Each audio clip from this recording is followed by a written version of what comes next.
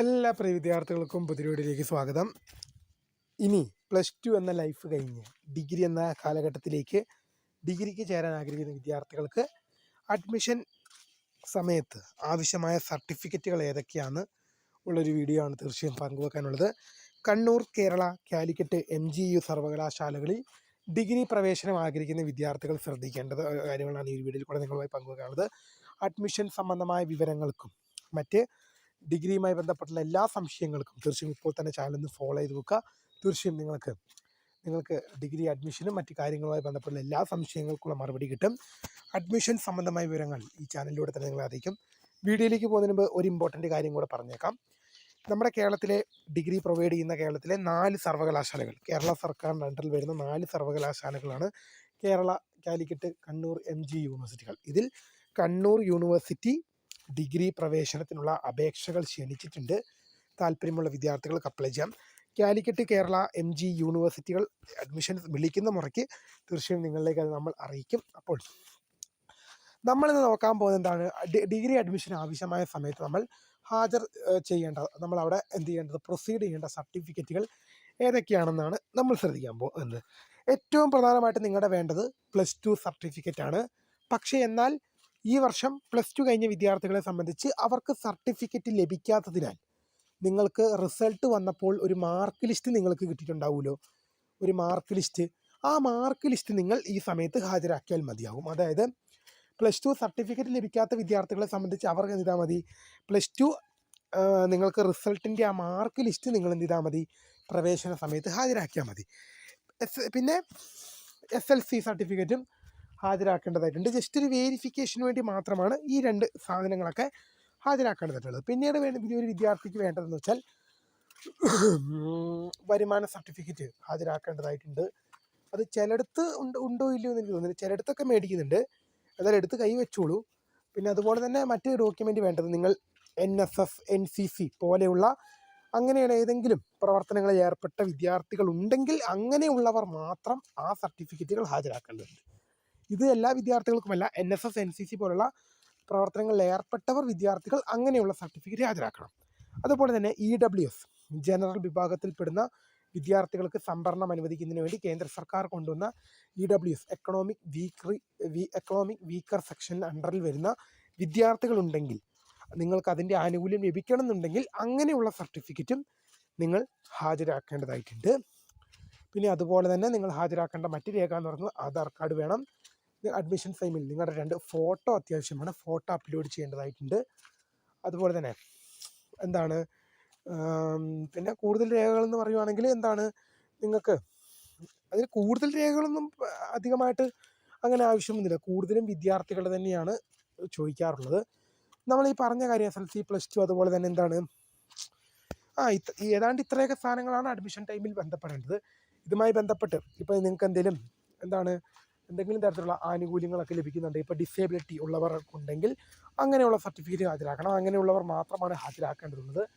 പിന്നെ നമ്മളിപ്പോൾ ഏതൊക്കെ പറഞ്ഞു, SLC പറഞ്ഞു, +2 പറഞ്ഞു, അതുപോലെ തന്നെ ആധാർ കാർഡ്, ഇൻകം സർട്ടിഫിക്കറ്റ്, അതുപോലെ തന്നെ എന്ത് ചെയ്യണം, ഏതാണ്ട് ഇങ്ങനെയുള്ള നിങ്ങൾക്ക് എന്തെല്ലാം ഡോക്യുമെൻറ്റ്സ് നിങ്ങളുടെ കയ്യിലുണ്ടോ അവയെല്ലാം നിങ്ങൾ എടുത്ത് വെക്കുന്നത് കുറച്ച് നല്ലതായിരിക്കും. പിന്നെ നിങ്ങൾ ഹാജരാക്കേണ്ടത് അലോട്ട്മെൻറ്റ് മെമ്മോയാണ്. ഇതെല്ലാം നിങ്ങൾക്ക് പ്രവേശനം ലഭിക്കുമ്പോഴാണ് ഈ allotment memo, application print out, പിന്നെ അഡ്മിഷൻ സമയത്ത് ഹാജരാക്കേണ്ടതാണ് നിങ്ങൾ പേയ്മെൻ്റ് അടച്ച റെസീറ്റ്. ഇവയൊന്നും ഇപ്പോൾ നിങ്ങൾക്ക് ലഭിക്കില്ല. പക്ഷേ എപ്പോഴാണ് ലഭിക്കുന്നത്, നിങ്ങൾക്ക് പ്രവേശനം ലഭിച്ചു കഴിഞ്ഞാൽ അതിനൊരു മാൻഡറ്ററി ഫീ അടയ്ക്കാനുണ്ട്. നിങ്ങൾ ഏത് യൂണിവേഴ്സിറ്റിയിലായാലും ഒരു മാൻഡറ്ററി ഫീ അടയ്ക്കാനുണ്ട്. ആ ഫീസ് അടച്ച ശേഷം നിങ്ങൾക്ക് ലഭിച്ചു കഴിയുമ്പോൾ, ആ ഫീസ് അടച്ചു കഴിയുമ്പോൾ അതിൻ്റെ റെസീറ്റ് എടുത്ത് വെക്കണം. നിങ്ങൾ അഡ്മിഷനായി അപ്ലൈ ചെയ്യുമ്പോൾ ഫീസ് അടയ്ക്കുമ്പോൾ അതിൻ്റെ റെസീറ്റ് എടുത്ത് വെക്കണം. നിങ്ങൾ രജിസ്ട്രേഷൻ അടയ്ക്കുമ്പോൾ രജിസ്ട്രേഷൻ ഒരു 600 to 1000 രൂപ രജിസ്ട്രേഷൻ ഫീസ് വരുന്നുണ്ട്. അതിൻ്റെ റെസീറ്റ് നിങ്ങൾ എടുത്ത് വെക്കണം. നിങ്ങൾക്ക് അഡ്മിഷൻ ലഭിച്ചു കഴിഞ്ഞാൽ ഒരു മാൻഡറ്ററി ഫീ വരും. ഏതാണ്ട് 1000 മുതൽ 2000 വരെ, 1000 മുതൽ 2000 വരെയാണ് ഈ മാൻഡറ്ററി ഫീ വരുന്നത്. ഓരോ യൂണിവേഴ്സിറ്റി ചെല്ലുമ്പോഴും അത് ഡിഫറൻ്റ് ആയിരിക്കും. അപ്പോൾ അത് അടച്ചതിന് ശേഷം, അത് അഡ്മിഷൻ ലഭിക്കുന്നവരാണ്, അത് അടച്ച ശേഷം ആ റെസീറ്റ് നിങ്ങൾ എടുത്തു വെക്കേണ്ടതാണ്. ഇത് അടച്ചു കഴിഞ്ഞാൽ നിങ്ങൾക്കൊരു അലോട്ട്മെൻറ്റ് മെമ്മോ കിട്ടും. നിങ്ങൾക്ക് +1 പോയപ്പം അലോട്ട്മെൻറ്റ് ലെറ്റർ എന്ന് പറയില്ലേ, അതുപോലെ ഒരു അലോട്ട്മെൻറ്റ് മെമ്മോ കിട്ടും. ഈ സാധനങ്ങൾ, ഇങ്ങനെയുള്ള കുറച്ച് സാധനങ്ങളൊക്കെയാണ് നിങ്ങൾ അഡ്മിഷൻ ടൈമിൽ ഹാജരാക്കേണ്ടത്. തീർച്ചയായും ഇതിൻ്റെ fee structure how to apply എന്ന് ചോദിക്കുവാണെങ്കിൽ ഓരോ യൂണിവേഴ്സിറ്റിക്ക് ഓരോ വെബ്സൈറ്റാണ്. ഇപ്പോൾ കാലിക്കറ്റ് യൂണിവേഴ്സിറ്റിക്ക് കാലിക്കറ്റ് യൂണിവേഴ്സിറ്റിയിലുണ്ട്, അതുപോലെ തന്നെ കേരള യൂണിവേഴ്സിറ്റിക്ക് കേരള യൂണിവേഴ്സിറ്റി സൈറ്റുണ്ട്, എം ജി യൂണിവേഴ്സിറ്റിക്ക് എം ജി യൂണിവേഴ്സിറ്റിയുടേതായ സൈറ്റുണ്ട്, കണ്ണൂർ യൂണിവേഴ്സിറ്റിക്ക് കണ്ണൂർ യൂണിവേഴ്സിറ്റിയുടേതായ സൈറ്റുമുണ്ട്. എന്നാൽ നിങ്ങൾ പ്ലസ് വൺ അലോട്ട്മെൻറ്റിന് അപേക്ഷിച്ചപ്പോൾ നിങ്ങൾ ഡിഗ്രിയിലേക്ക് വരുമ്പോഴും ഇവിടെ വലിയൊരു ഡിഫറൻറ്റ് നിങ്ങൾക്ക് ഇവിടെ കാണാൻ സാധിക്കും. അതെന്താണെന്ന് ചോദിച്ചു കഴിഞ്ഞാൽ പ്ലസ് വണ്ണിൽ നിങ്ങൾക്ക് എന്ത് ചെയ്യാമായിരുന്നു, നിങ്ങൾക്ക് ഓൾ കേരളയായിരുന്നു. അതായത് ഒറ്റ വെബ്സൈറ്റിലോട് കൂടി നിങ്ങൾക്ക് എന്ത് ചെയ്യാൻ സാധിക്കും, എങ്ങോട്ട് വേണമെങ്കിലും അപേക്ഷ കൊടുക്കാൻ സാധിക്കുമായിരുന്നു. പക്ഷേ അതായത് കേരളത്തിൽ എവിടെ വേണമെങ്കിലും നിങ്ങൾക്ക് ഒറ്റ വെബ്സൈറ്റിലൂടെയാണ് തന്നെ നിങ്ങൾ അപേക്ഷ കൊടുക്കേണ്ടത്. നിങ്ങൾക്ക് മറ്റ് ജില്ലയിലേക്ക് വരെ അല്ലെങ്കിൽ മറ്റ് ജില്ലകളുടെ സ്കൂളുകളിലേക്ക് വരെ നിങ്ങൾക്ക് അപേക്ഷിക്കാനുള്ള അവസരം ഉണ്ടായിരുന്നു. പക്ഷേ എന്നാൽ ഡിഗ്രിയിലേക്ക് വരുമ്പോൾ ഡിഫറൻ്റാണ്. നിങ്ങൾ കാലിക്കറ്റ് യൂണിവേഴ്സിറ്റിയിൽ അപേക്ഷിച്ച് കഴിഞ്ഞാൽ കാലിക്കറ്റ് യൂണിവേഴ്സിറ്റിയുടെ കോളേജുകളിലേക്ക് മാത്രമേ നിങ്ങൾക്ക് പ്രവേശനം കിട്ടുകയുള്ളൂ.